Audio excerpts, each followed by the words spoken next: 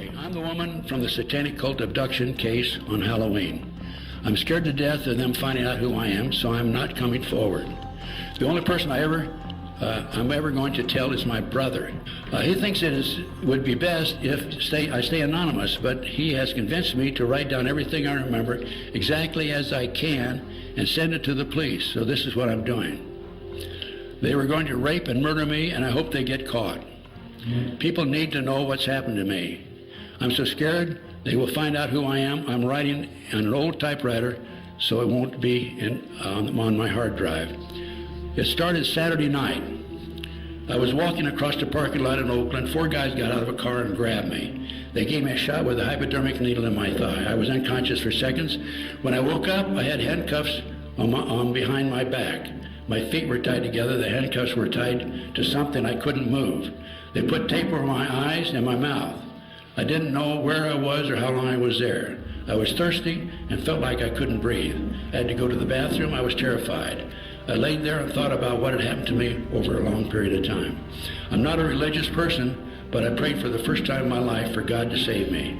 I went to sleep and dreamed. In a dream, I saw a big white dog. It sat down, turned its head sideways, and looked at me. I felt like the dog was a girl dog, and she came to help me. I can't explain it any other way. Then I got up and ran away. I don't know why I'm even saying this. It just seems weird and real. I woke up again. I had to go to the bathroom so bad I finally gave up and urinated in my pants. It was awful. Then it was wet and cold. After a long time, I heard noises like a car door opening, and a couple of guys grabbed me. One guy said, on the floor. The other guy said something like, shut up, clean it up, and load the stuff in. I'm pretty sure now I was in the van, in the back of a van. They took me into a search or something, or in the house or something. The guy said, if you cooperate, we won't hurt you.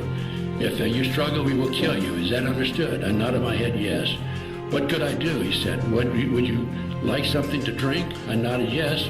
And they took the tape off my mouth and gave me some water or something. It tasted funny. They started to take my clothes off, and I was sure they were going to rape me. The guy said, just relax, we're going to give you a bath now. They guided me into a bathtub and washed me all over with a cloth and shampooed my hair. I was really scared. It was weird. They dried me off and blew my hair dry with a blower dryer and a brush. They put tape back on my mouth and put a white terry cloth robe on me. They set me down on the chair. I couldn't see anything because the tape on my eyes, I could see I could hear voices in another room. I was getting pretty sleepy. I think that there was something in the water they gave me. Then a couple of guys got to me.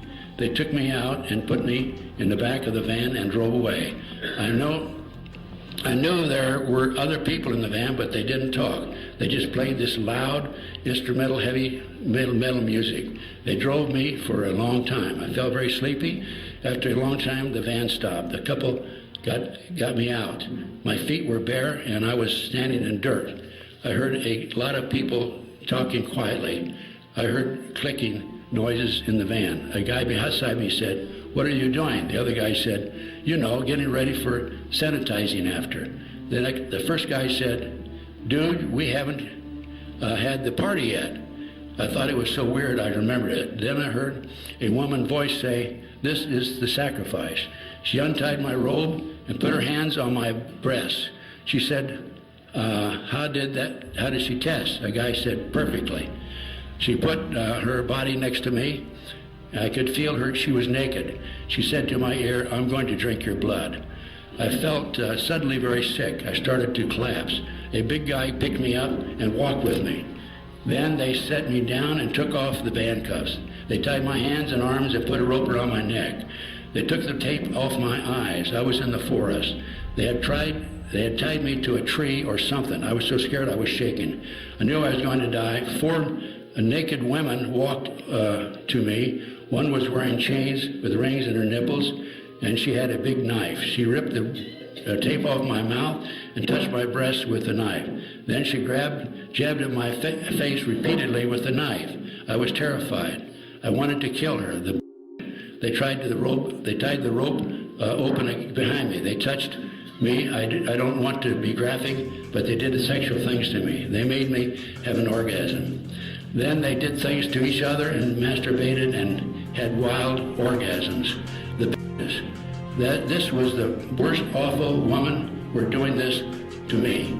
I hope they all get terminal disease and rot in hell. Some guys unrolled a big plastic sheet in front of me and made a fire. It was getting dark. A bunch of people gathered in front of me. They were all naked and they started chanting some weird language. A man came and stood in front of me. He was older than the others, maybe 30. He was over 6 feet tall and a real lean build. His hair was almost black, so was his beard. He had weird eyes. Somebody was behind me and pulled the rope tight on my neck. He had his hands on my breast. I stared at him. He stared at me and never blinked. I couldn't help looking into his eyes. It was like hypnosis. He put me in a trance. It was like staring at a snake. He began to put his penis in me. Then I heard loud yelling and guns shooting. The snake-eyed man jerked away from me and stood looking through the forest towards the noise. Everybody ran to the trees. The snake man poured water on the fire and walked away quietly. Then I heard him say, "Kill her." A naked man came forward towards me with a knife. A man came running up with a silver gun and shot him right in the front of me. He was big and tall, old man, and he had a white beard. That's John Van Meter, by the way. That's the one that was tried. And he had a white beard. I heard a loud bang behind me. I saw the shot hit the old man in the side of his stomach and knocked him down. He shot back multiple times while laying down and got up, started cutting the rope on my arms and with the knife. Somebody else shot at us, and the man shot back. Then he said something like, "Hold on, girl, I'll get you loose," or something. I fell down. The man picked me up with his arms around my waist and walked away fast. He shot me his gun twice and yelled very loud, "No more harm will come to this girl." Then he said something about coming straight from God to kill them all. He called them sons of bitches and said he was going to kill them all. I'm pretty sure that's what he said. I think he scared them. Nobody shot at us anymore. We got in the car and on the road. I think he asked me if I could drive. I said yes. And he put me in the car and said some fast things to me. All I really heard was go home and stay anonymous. I couldn't believe he was wasn't going with me. I couldn't believe I was going to live when I was so sure I was going to die before. He wanted me to go, but I asked him, "Are you an angel?" end quote. I'll never forget his eyes. He had blood on his face, but his eyes glowed brightly blue, like they were fluorescent or something. He said, "No, but one sent me to you." He said, "Now go, I'll call the cops," and slammed the door. I hated to leave him. I felt safe with him. I don't know why he wasn't going to go with me. I drove as fast as I could. I almost ran off the road a couple of times. I don't know where I was. Even when I finally got to the highway, I went the wrong way until I realized where I was and turned around and went home. When I really got home, it was really late. I was still shaking and I had blood on me where the wounded old man carried me. I felt sick for him. I found out later that nobody would even knew I was gone. I couldn't believe it. I was hurt by it until I realized it was my own fault. Then this was the payback for all the times I fought with my parents over them wanting to know where I was going every minute. I hope the newspaper prints this so I could say to the kids, stop fighting with your parents. There is a reason why they want you to know where you are. My brother and I took the car and parked it in Berkeley. He said he'd call the cops and tell them where it was. We looked at it to see if we could find any who belonged to it. It was weird. There was nothing in the glove box or ashtray. No litter on the floor, nothing. Nobody's car is this clean. The only thing in it was 4 black sweatshirts and 4 black sweatpants, all identical. We opened the trunk and all that was in there was a used syringe. Then it hit me. This red Pontiac was the car the guy got out of who abducted me. They must have put me in the trunk. We're going to have to the syringe test and see what they shot me with. Also, when I was showering, I noticed a painful needle mark in my forearm. Then I remembered how one bitch said, how did she test? They drew blood from me while I was unconscious to test for what, AIDS? Then I remembered how that guy said exactly perfect, and I wonder if it was something else. They really scared me. I'm really sick and frightened for the man who saved me. I don't have a TV and haven't been calm enough to watch for anybody else, with anybody else. My wonderful brother has been on the run and hadn't heard anything definite either. I learned last night how you can tell a lot about a man who's looking real close into his eyes. The snake man and the old man who saved me were exactly opposite. You can see it in their eyes. What I remember most of this is the shiny blue eyes of the man who saved me. He reminded me of my late grandfather.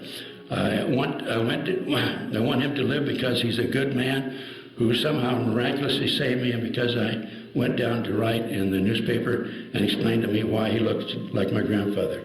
I can't think of him dying, and I'm scared to death of what's going to happen.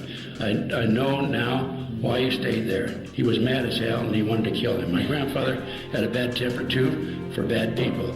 I hope he does kill them. I know these snakes did this before to others like me, and if they live, they will do it again. I especially want the snake-eye man to die. I never want to see him again, ever. People like this can't be rehabilitated in prison. I can never forgive them. It took me all afternoon and all night to write this. Hope it makes sense to someone, whoever reads it. I had to take a lot of breaks before crying. The sun will be up soon, and it will be another day. My brother is leaving soon to mail this away from my home. I don't even want these snakes to know the zip code I live in. Then he's going out to the forest where I think I was to look for the man who saved me. I'm going to stay home and pray for God to save this man. He saved me. I hope we will save the man. He will save the man who is sent to do this. I don't know if this will help catch the snakes who tried to rape and kill me. I tried hard to remember anything I could. I'm still so shaken up I can't think I'll ever be normal again. That's it. There's 50 to 60,000 human sacrifices a year by satanic cults in this country. Okay, I have that from very reliable sources, 3 different satanic sources.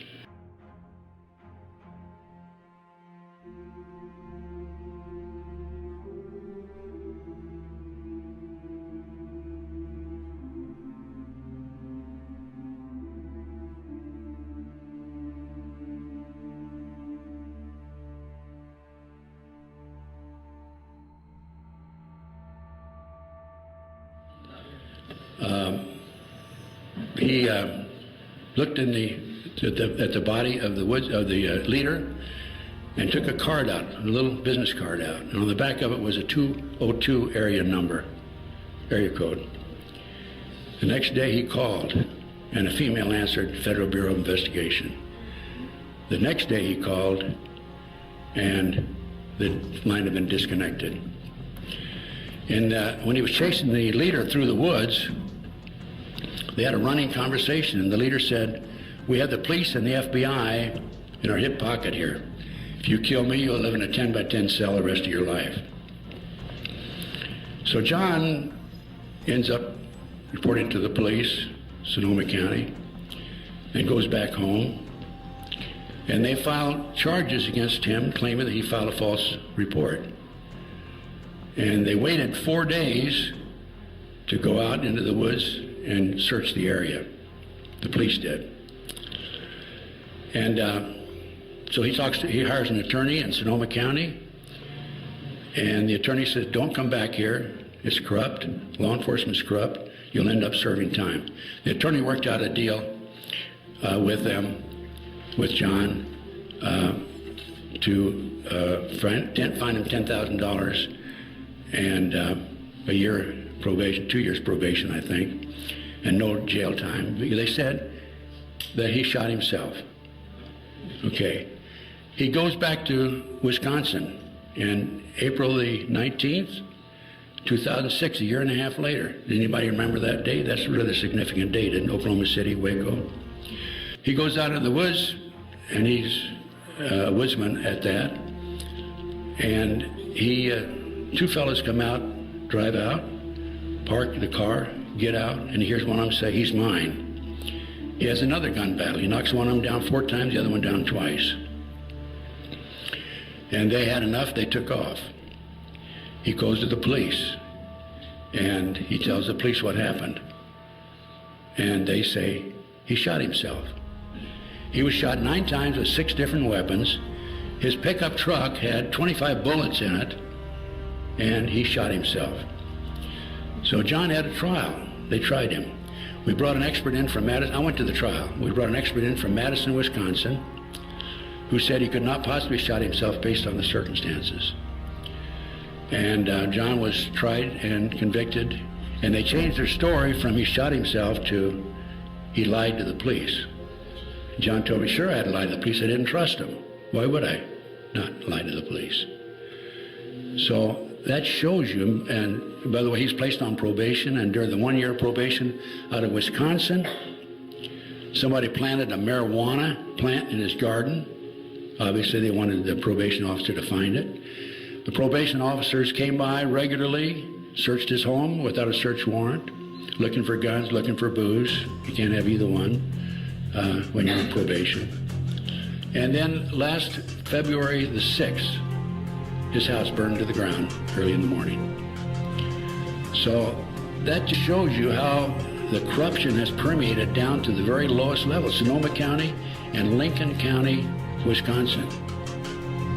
This man could not possibly have shot himself.